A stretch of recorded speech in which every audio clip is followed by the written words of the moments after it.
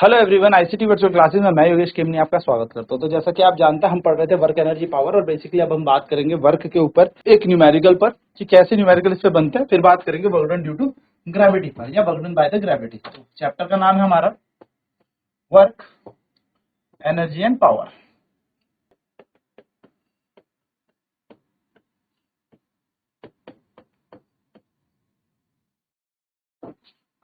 यानी हमारे चैप्टर का नाम है कार्य, ऊर्जा और शक्ति। ये हमारे चैप्टर का नाम है, कार्य, ऊर्जा, शक्ति। ठीक है, वर्क एनर्जी पावर हमारा यहाँ पर चैप्टर है। अब अगर हम बात करें यहाँ पर, तो इस पे हमारा क्वेश्चन है कि a body of mass 200 gram is initially at rest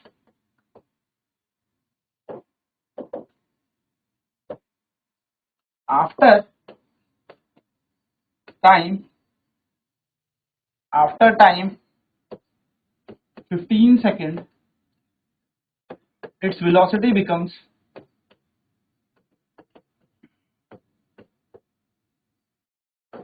40 metre पर सेकेंड, या हम इसको करते हैं 45 मीटर पर second. Find the amount of work done by the body.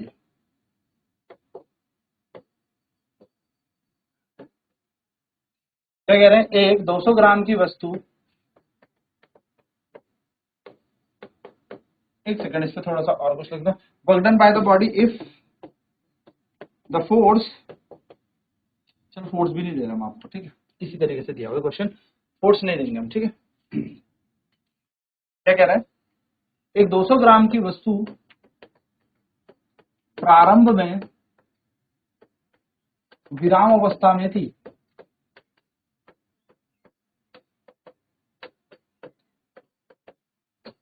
कैसे थे? विराम अवस्था में थी, रेस्ट में थी। इस पर 15 सेकंड, मैं बोलूं इसका 15 सेकंड के बाद, इसका 15 सेकंड के बाद वेग 45 मीटर पर सेकंड हो जाता है। 15 सेकंड के बाद कितना हो गया? 45 मीटर पर सेकंड इसका वेग हो गया। 15 सेकंड के बाद वेग 45 मीटर पर सेकंड हो जाता है। इस वस्तु द्वारा कार्य ज्ञात कीजिए।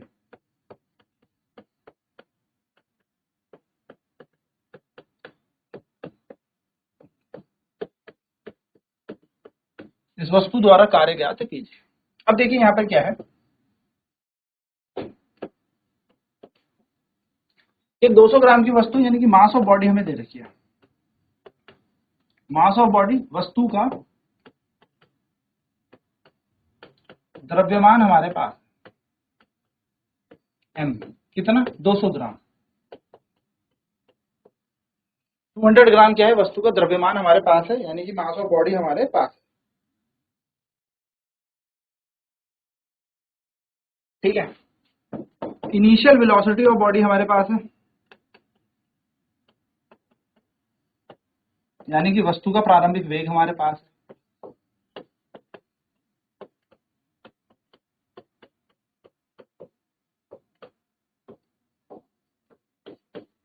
u 0 है हमारे पास।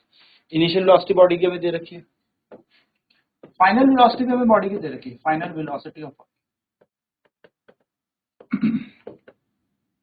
यानी कि वस्तु का अंतिम वेग भी हमारे पास है, जो कि हो जाता है 45 मीटर पर सेकंड। कितने टाइम पर? समय हमें दे रखा है t बराबर 15 सेकंड। शायद हमने लिख लिया है ना? नहीं लिखा हमने, चलो ठीक है, 15 सेकंड। हमें निकालना है वर्क डन, यानी कि कार्य हमें ज्ञात करना है। अब सवाल यह है कि जो वर्क है वो कैसे कैलकुलेट किया जा सकता है। तो हम इसका फॉर्मूला जानते हैं, work is equals to force into displacement. तो वी नो दैट, हम जानते हैं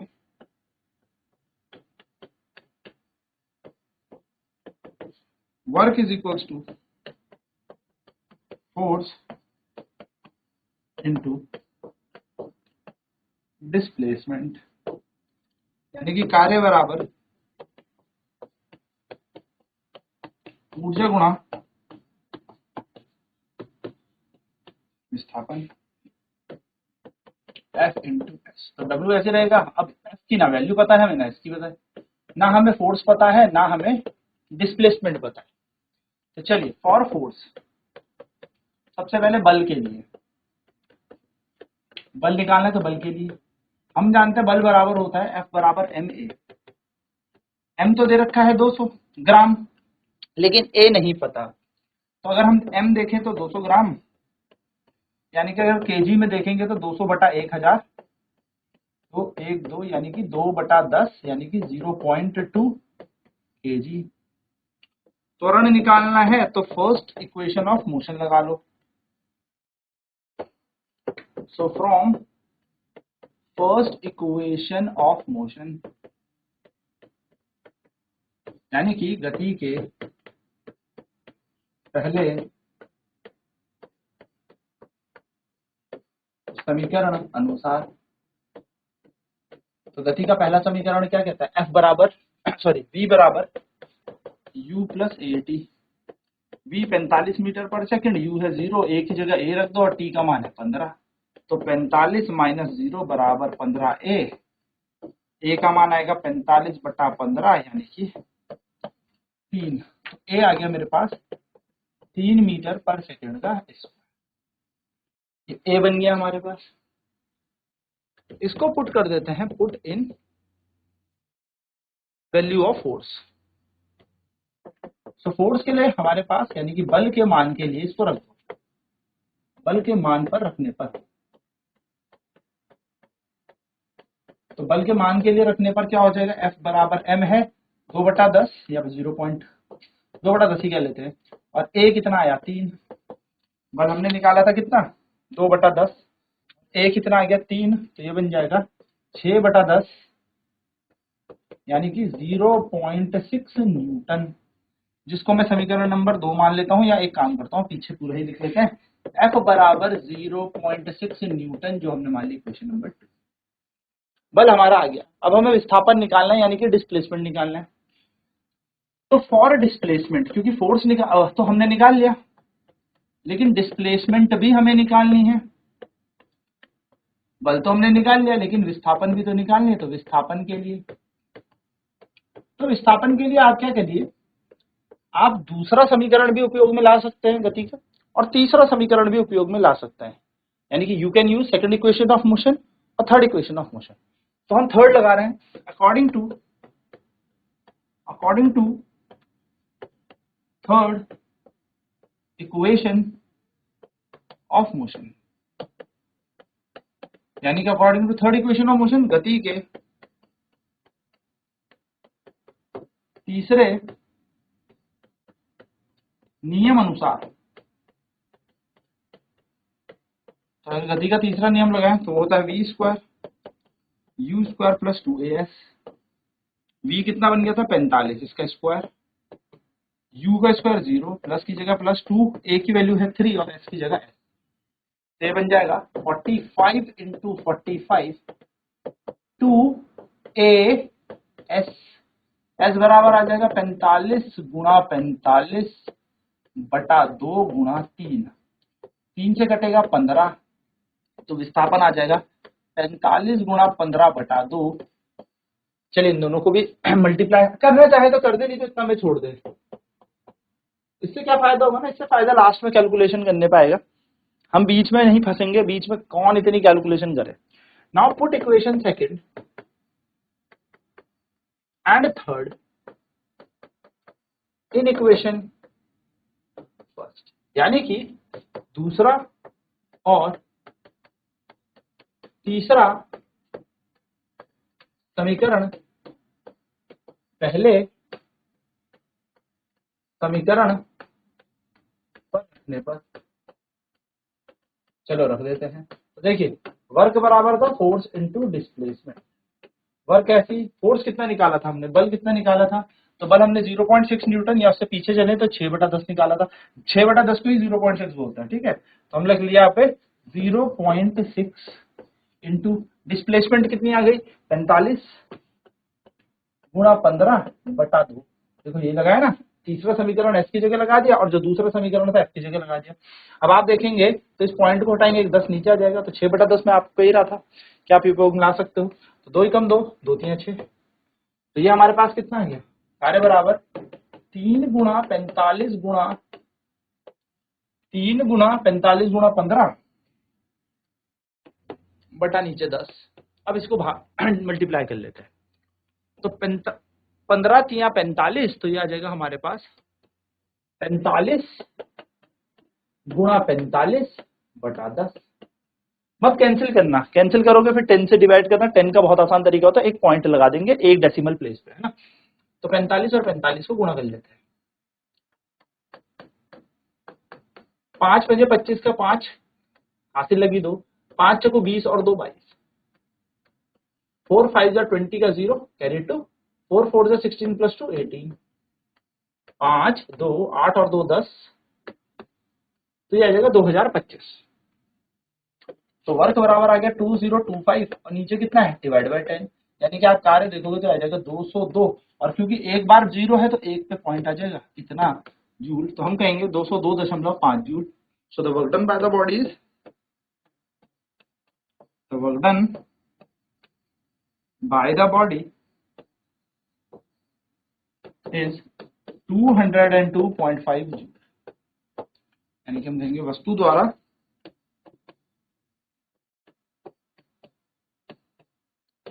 किया गया कार्य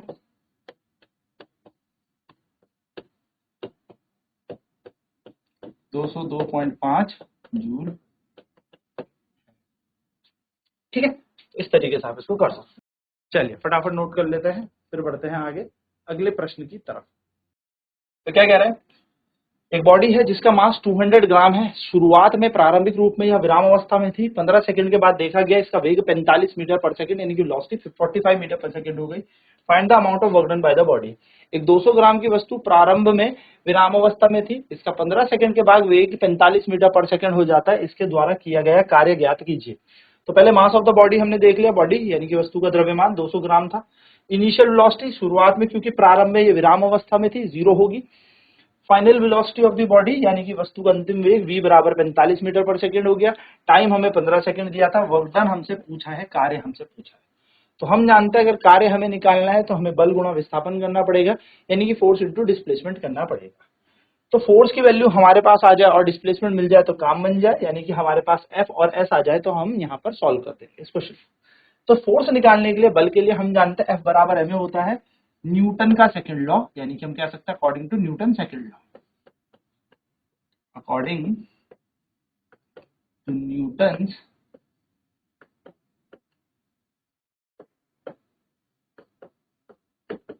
second law, न्यूटन के दूसरे नियम अनुसार।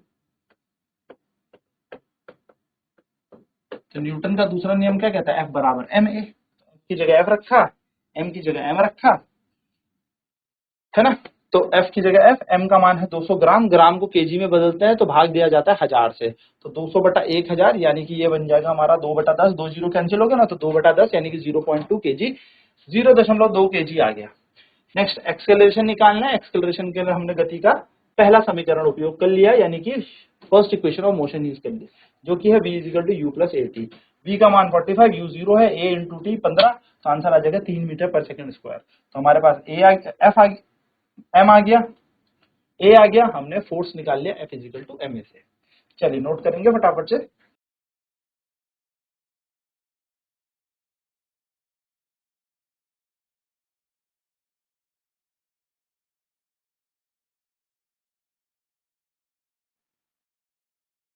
a का मान निकाल लिया हमने गति के पहले समीकरण से, यानी कि v = u + at से a बराबर 3 आ गया, v की जगह 45 रखा, u की जगह 0, a की जगह a और t की जगह 15, ठीक है। तो 45 - 0 हमने किया, तो 45 में से 0 जाएगा तो 45 ही बचता है, और यहाँ 15 था तो 15 इसके नीचे डिनोमिनेटर में आ गया, 15 या 45, ए का मान आ गया 3 मीटर प्रति सेकंड का स्क्वायर। अब क्योंकि हमें यहाँ पर फोर्स निकालना है, तो फोर्स के लिए F बराबर एम ए और हम रखेंगे, तो F बराबर m और a, m का मान हमने अभी निकाला था 2/10 या 0.2, 0.2 इंटू 3 करेंगे, आंसर आएगा 0.6 न्यूटन। तो 0.6 न्यूटन हमारा बल आ गया। तो बल की इक्वेशन जो थी हमने पहला या दूसरा समीकरण मान लिया। विस्थापन के लिए क्या करेंगे, डिस्प्लेसमेंट के लिए हम लगाएंगे तीसरा नियम गति का, यानी कि गति का तीसरा समीकरण, सॉरी ठीक है, नियम नहीं, तीसरा समीकरण, थर्ड इक्वेशन ऑफ मोशन। दोनों में अंतर होता है। तो v square equal to u square plus 2as, यानी कि v का स्क्वायर होगा 45 का स्क्वायर, 0 का स्क्वायर प्लस 2a, s की जगह हमने क्या रखा, s क्योंकि विस्थापन निकालना है, 0 का स्क्वायर क्या होगा, 0 ही होगा, तो 45 ही हो गया, 45 इंटू 45 बन जाएगा, यहाँ बन जाएगा 2 गुणा 3, यानी कि 45 गुणा 45 बराबर 2 गुणा 3 इंटू एस। हमने इसमें सिर्फ एस का मान निकाला, वो निकाला 45 गुणा 45, 2 गुणा 3 कर दिया, 3 से काट दिया, जो कट रहा था कैंसिल हो रहा था, तो 45 गुणा 15/2 इसको सेकंड मान लिया। हमसे डिस्प्लेसमेंट नहीं पूछा था, अगर विस्थापन पूछता कितना आया तो हम निकाल लेते, हमसे पूछा कार्य है तो हम कार्य को फाइनल आंसर निकालेंगे, उसको हम सॉल्व करेंगे, इसको हम ऐसे छोड़ सकते हैं अधूरा, ठीक है, क्योंकि इसको हम यूज करेंगे आगे। सॉल्व करेंगे तो इसमें हमारा थोड़ा सा जो भी है टाइम जाएगा, और हमें इसे सॉल्व करके निकालना नहीं है हमें, क्योंकि कार्य निकालना। तो हमने अपने दूसरे और तीसरे समीकरण को पहले समीकरण में रखा, तो W बराबर F इंटू एस आया। W F का मान कितना था दूसरे समीकरण से, 0.6, यानी कि 6/10 न्यूटन। S विस्थापन अभी हमने निकाला 45 गुणा 15/2, 45 गुणा 15/2, इसलिए हमने यहाँ पर इसको कैंसिल नहीं किया था, क्योंकि हम इसको यहाँ पर यूज कर ही रहे हैं। तो इस 2 से इसको कैंसिल करेंगे, पॉइंट हटेगा, 10 नीचे आएगा, 2 से कटा ये 6 3 बार, तो यह आया 3 गुणा 45 गुणा 15/10। हमारे पास क्या वैल्यू बनी, हमारे पास बनी 3 इंटू 45 इंटू 15/10, ये हमारे पास वैल्यू बन गई। अब 15 इंटू 3 करेंगे तो ये 45 बनता है, 45 इंटू 45, 45 गुणा 45/10 बन जाएगा। 45 गुणा 45 कितना होता है, 2025, और नीचे आ गया 10, तो 45/45 2025 था, क्योंकि यहाँ पर एक जीरो है तो हमने एक जगह पे इसमें पॉइंट लगा दिया, तो ये बना 202.5, यानी कि 202.5 जूल, ये हमारा वर्क डन है, ये हमारा कार्य है। चलिए नोट कर लेंगे फटाफट से।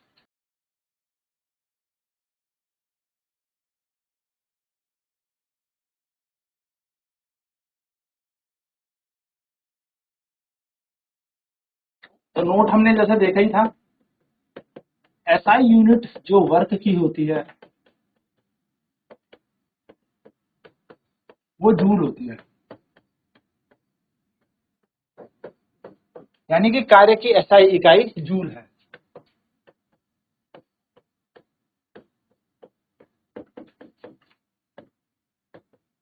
कार्य की एसआई इकाई जूल होती है। और अगर हम कार्य की बात करें, द सीजीएस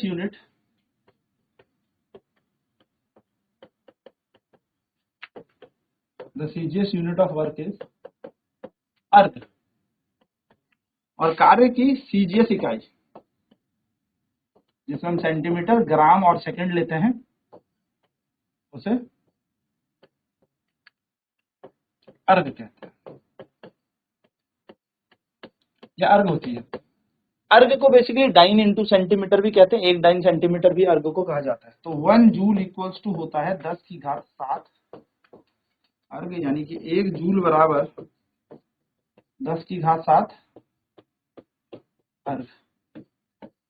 छोटी सी बात, ध्यान में रखने वाली बात, याद रखिएगा। तो अगर यहाँ पर क्वेश्चन पूछा जाए कि एक अर्ग में कितने जूल होते हैं, तो एक अर्ग में होंगे 10⁻7 जूल माइनस 7 जूल, यानी कि एक अर्ग बराबर 10⁻7